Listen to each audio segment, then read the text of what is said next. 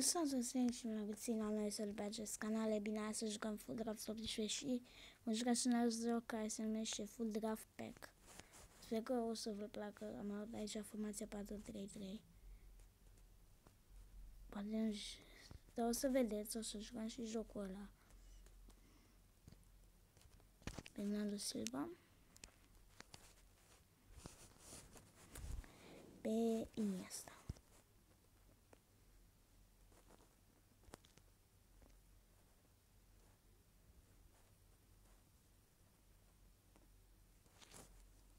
N-am pe cine.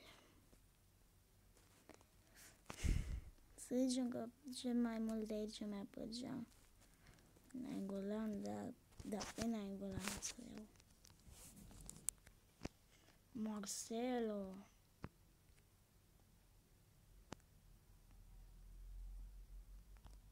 Pe chiar dacă nu-mi place așa mult,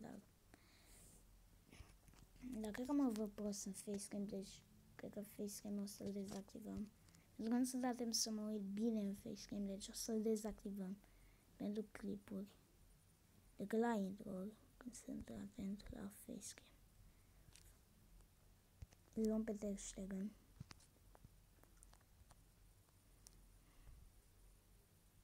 Trebuie să terminăm repede cu draftul.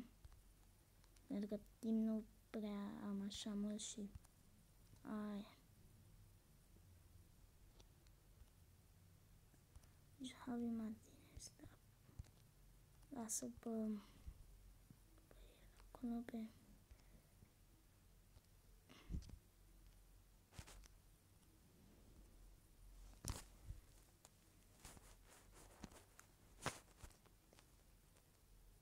Dacă jucăm așa, nu, scade.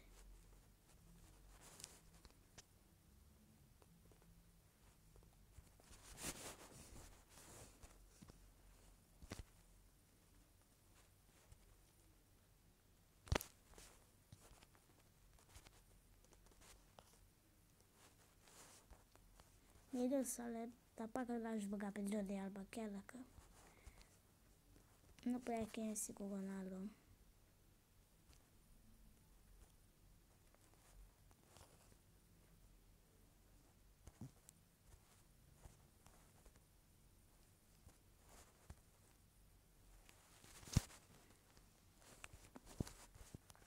Pe zi.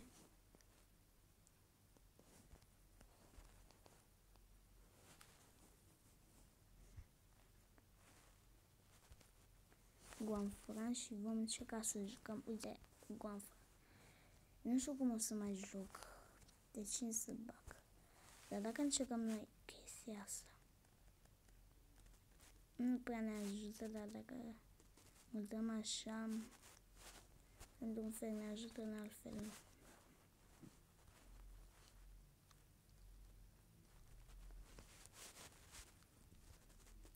Nu. Lasă așa. E bine. Dar dacă îl jucăm...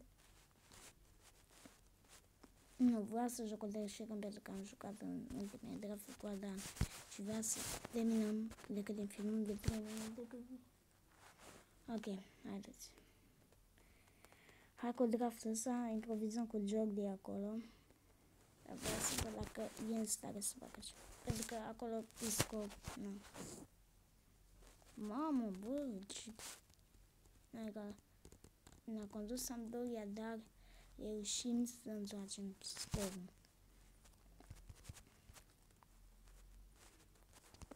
Am făcut sort acolo cu Sampdoria, dar cu Monaco e greu să și vede după scor. Da, Isco. Este... Știu că ne-am cam luat bătaie de la Monaco. Deci vom face un clip mai scurt, deoarece sunt cam pe criză. Acum nu prea am timp să fac clipul și am zis, hai să filmez ceva și aia. Și dacă să vă prezint jocul, nu prea m-am jucat. Intri.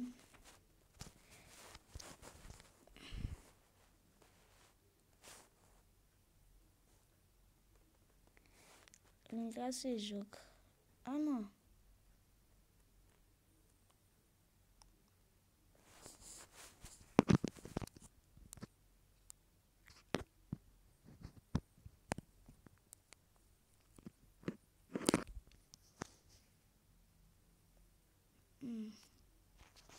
Da, mă uitam și la notificat, dar la...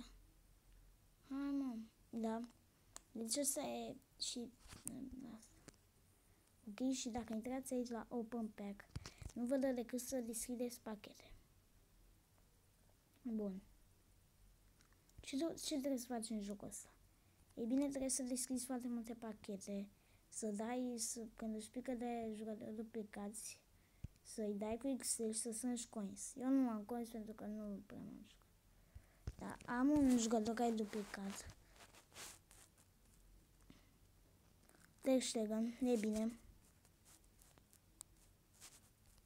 Dar trebuie să deschidem niște pachete. Hai să zicem pe la minutul 7 deschidem niște pachete. Și la final dăm la aia duplicați, că cred că trebuie să ne mai pice.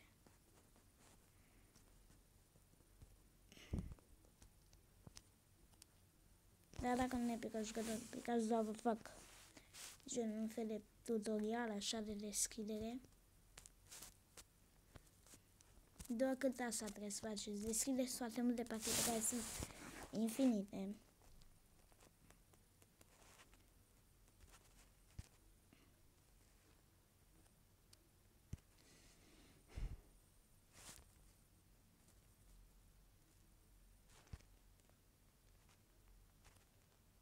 Hai să mai deschidem un pack și după merg să văd cum dați cu Excel. Pentru cei care nu știți, care gen... Așa, ieșim din de aici. Nu! Dați aici, duplicate și vă arată. Intrați pe jucător, vă arată cu Excel, îl dați. Apăsați pe cu Excel și vă dă coins. Și coinsurile sunt importante pentru că e, aici la pack-uri e ca la Food Draft 18, la asta, nu? Intrăm aici. Bun. Poate cred că le-am dat follow pe Insta.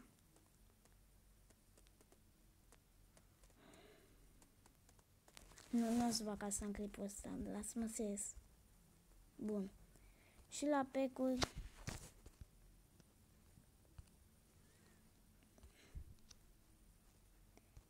lasă-mă. Și la pack-uri n-ai pack. Bă, da, mi-a dat un pack, un special pack, dar nu o să-l deschid. Și aici, nu știu de ce nu prea merge netul, dar aici vai. Gen aici îți cumperi cu coins și cu dogs. Da. Îți cumperi pack-uri.